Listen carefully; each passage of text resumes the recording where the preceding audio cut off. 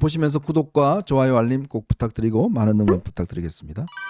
바로 이런 지금 이 민주당의 사실상 이끌어 아버지 이재명. 근데요 이제 본인이 항소심에서 무죄 받으니까 눈에 뵈는 게 없는 것 같아요. 이제 법원에 불러도 이거 안 갑니다. 벌금 과태료 때려도 안 가요. 이제 막 법원에서 뭐 이 중대한 뭐 조치를 취할 거라고 그러니까 그래도 안 갑니다. 야, 참 이 모습을 보면서 어쩌면 이렇게 이 피의자가 또 증인이 이런 식의 법원의 어떤 걸 무시할 수 있을까? 그러고는요 본인은 또 방탄조끼 아주 자랑스럽게 좀 입고 있어요. 감독님 그 사진 한번 보실까요? 옛날에는 이게 옷 안에다가 이게 방탄조끼 딱 입었는데 이제는 뭐 거의 델타포스 같아요. 저기 뭐 딱 입고 지금 뭐 거의 총 하나만 딱 치려들면 군대도 안 갔다 왔는데 바로 지금. 근데 그 방탄조끼 좀 짧아고 배꼽 있는 데는 저게 좀 취약지요. 취약 부위예요. 취약 부위. 또 예리하게 보시면 네. 이렇게 좀 방탄조끼 좀 넉넉한 거 입지 왜 짧은 거 입어갖고 그런지 모르겠습니다. 자, 근데 예. 윤 원사님 이게 지금 4번이나 연속적으로 증인으로 불출석했어요. 예. 저는 본 적도 없어요. 본 적도 없고 들은 적도 없는 얘기인데 4번 연속 증인 불출석해서 그 중에 과태료를 300만 원 한 번 받고 500만 원 한 번 받았는데 또 안 나온 거잖아요. 네. 지금 일단 형사소송법 절차에 대해서 좀 말씀드리면 정당한 사유 없이 증인이 계속 이렇게 불출석하는 경우에 과태료 재판을 하고 과태료 재판해도 나오지 않는 경우에는 감치할 수 있습니다. 감치가 감치. 뭐냐면 구치소나 도교도소나 유치장에 가두는 거예요. 네. 가둬놓은 다음에 증인으로 불러요. 음. 그렇게 할 수 있고요. 또 다른 한편으로 할 수 있는 게 뭐냐면 구인할 수 있습니다. 구속영장 발부하듯이 구인영장을 발부해서 부를 수 있는데 여기서 가장 치명적인 문제가 있어요. 국회의원은 불체포 특권이 있잖아요. 회기 중인 국회의원은 현행범이 아닌 이상 국회 동의를 받아야 체포할 수 있습니다. 네. 법원도 마찬가지예요. 법원이 영장을 발부한다 하더라도 그 발부한 영장으로 집행을 하려면 먼저 국회에 요청해야 돼요. 동의안을 통과시켜달라고 요청해야 됩니다. 그런데 지금 민주당이 장악하고 있는 국회에서 그 통과가 되겠습니까? 네. 그래서 이재명 대표는 배째일 수 있는 거예요. 그래서 저는 우리 헌법 11조 1항에 보면 모든 국민은 법 앞에 평등하다고 돼 있습니다. 네. 근데 저는 아닌 것 같아요. 이재명 대표는 법 앞에 평등하지 않습니다. 왜냐하면 본인이 배째도 처벌할 방법도 없고 구인할 방법도 없고 감치할 방법도 없습니다.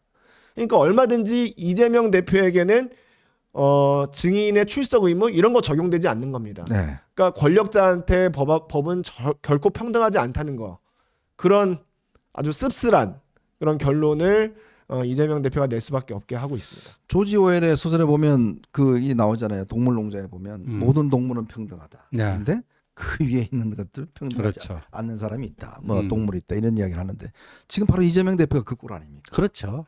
그리고 저게 부인할 수 없는 또 현실입니다. 현실이고요.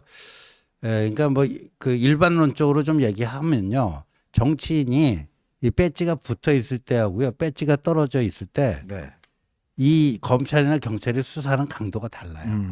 완전 다릅니다. 네. 그리고 여러분들 다 기억나실 거 아니에요. 그 울산시장 송철호 그 청와대 부정 개입 사건. 네. 그 1심에서 다 뭐 징역 4년 3년인데 그것도 뭐 항소심에서 다 무죄가 무죄로 됐어요. 바뀌었어요. 근데 그때 그 수사를 원래 울산지검에서 하다가 네. 문재인 시절에 이걸 서울중앙지검으로 이첩해가지고 그걸 한 거 아닙니까? 네. 그리고 그걸 뭐 윤석열 검찰총장 시절에 그걸 좀 한 거 아니에요. 근데 그것도 보면요. 2020년 4월 15일에 총선이 있었잖아요. 네. 그러니까 한 달 전인가? 13명을 기소를 하고 총선이 끝날 때까지 수사를 중단한다고 발표를 합니다. 그게 대개 검찰이 그래요. 검찰뿐만 아니라 경찰 수사기관이요. 이렇게 무슨 총선, 지선, 대선 이런 게 있잖아요. 그러니까 한 2달 전부터는 수사를 안 해요. 네. 그리고 제가 이제 사적으로 과거에 이제 현역 검찰청 간부들하고 얘기해 보면요. 네. 뭐 이런 거예요. 그런데 지금 무슨 피의자로 입건이 돼가지고 막 그 검찰이 수사를 한단 말이에요. 근데 네. 총선이 딱 앞에 오잖아요. 그러면 총선 끝날 때까지는 수사 안 하기로 다 얘기됐다는 거예요. 네네. 검찰 수뇌부하고. 그러면 만약에 그러면 끝나면 어떻게 되느냐? 총선 끝나면 어떻게 되냐 이렇게 물어봤거든요, 네네. 제가. 그랬더니 예, 화면 꺼졌어요. 물어봤더니 뭐라고 그러는지 알아요? 당선되면 그걸로 퉁치고 가는 거고 네.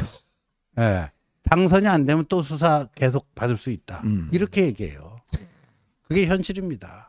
억울하면 뭐 국회의원 하라 이 이야기겠죠. 그래요. 그죠? 무전 유죄가 네. 옛날 얘기가 아니네요. 네. 참 기가 막힙니다. 야, 이 특히 이재명 대표는 이 차기 대통령의 가장 유력한 사람이고요. 그렇죠. 또 제1당의 대표입니다. 그리고 지금 정과는 이미 4개가 있으시죠. 지금 5개 재판에 8개 사건에 그다음에 11개의 혐의로 지금 기소가 되어 있는 사람입니다. 자, 이제 이런 사람이 뭐 이제 곧 대통령이 될 것 같은 느낌이에요. 자, 그런데 또 저렇게 이제 법원이 부르니까 아이고 안 가요. 뭉개버리고. 뭉개버리고 그 800만 원 누구 돈을 내는지 모르겠어요. 참 진짜 아마 이 보면 이제 지금도 저 정도인데 저렇게 방탄조끼 딱 입고 저는 저 사진 딱 보면서 느낀 게 뭐냐면 우리 왜 남미나 아프리카의 지도자들 보면 방탄조끼 입고 막 경호원들 있잖아요. 네. 딱 그 모습으로 엮여지는 거예요. 음. 그러니까 이제 이런 작은 법은 아예 그거 다 무시해도 돼 법원에서. 그리고 또 판사들 잘해주잖아요. 또 이재명 대표한테 응? 다 면죄부 주고 가잖아요. 이제 아주 기고만장합니다 진짜. 그 이재명 대표가 대한민국에서 가장 위험한 사람이라고 우리가 얘기하잖아요. 네. 그 이유가 대체 뭐가 이렇게 위험하냐고 민주당 패널들 만나면 그렇게 묻더라고요. 근데 저는 이 얘기합니다. 이재명 대표가 정말 위험한 이유는 우리 헌법에서 규정하고 있는 여러 가지 제도들이 있습니다. 탄핵도 있고요. 뭐 국회 같은 경우에는 입법권을 통해서 뭐 특검도 발의할 수 있잖아요. 이런 것들을 그 본래 취지에 어긋나게 완전히 다 오용하는 사람입니다. 네. 불체포 특권이 본인이 증인 출석 의무를 이행하지 않고 그냥 뭉개는 거 방어하려고 불체포 특권이 있는 게 아니잖아요. 근데 불체포 특권을 본인 방탄에 사용합니다. 네. 탄핵 제도라는 건 아까도 말씀드렸지만 권력 분립을 하기 위해 있는 건데 오히려 본인의 이익을 더 사익을 높이고 대통령의 권한을 인정하지 않고 아예 존재 자체를 부정하는 용도로 탄핵 제도를 남용해 버려요. 입법권도 마찬가지죠. 그러니까 지금 헌법에서 규정하고 있는 원래 그런 뜻으로 쓰라고 있는 제도들이 아닌 거 이재명 대표는 철저히 개인 사익을 위해 쓸 수 있는 사람이라는 거예요. 이런 분이 만약에 대통령이 된다면 대한민국 헌법에서 대통령에게 보장하고 있는 그리고 이 민주당에 의해서 장악되어 있는 국회에 보장하고 있는 여러 가지 권한들 그런 것들을 어떻게 쓰겠습니까? 그걸 생각하면 정말 위험한 사람이라고 하지 않을 수가 없는 거죠. 참 걱정스러운 대목입니다. 그렇기 때문에 저희가 항상 주장하지만 다른 수단으로 막기보다는 국민의 투표, 선거로서 반드시 제압을 해야 된다. 그러기 위해서는 그게 경쟁력 있는 후보가 나서야 된다. 이런 이야기를 할 수가 있겠죠. 그래서 저희는 마지막 이슈로 한번 넘어가 보겠습니다. 여러분 보시면서 구독과 좋아요 알림 꼭 부탁드리고 많은 응원 부탁드리겠습니다.